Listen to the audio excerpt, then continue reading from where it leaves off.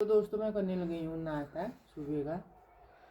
नाश्ते में मैंने बना रखी है रोटी और आलू की गुटकी और मोमो वाली चटनी मिर्ची की, और साथ में मट्ठा है मेरे।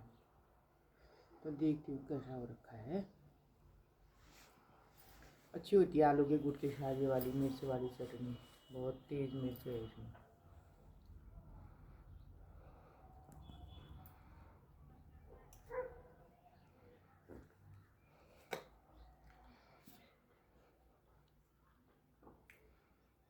बहुत अच्छी होती है मोमो वाली चटनी के साथ आलू की गुटकी। आप लोग भी बनाना, अच्छा होता है।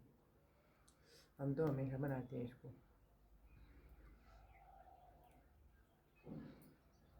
मैं ठीक है दोस्तों, मैं करती हूँ नाश्ता। आप लोगों का तो हो चुका होगा, मैं तो लेट करती हूँ नाश्ता। मैं आराम से नाश्ता बाद में मिलती हूँ आप लोगों से।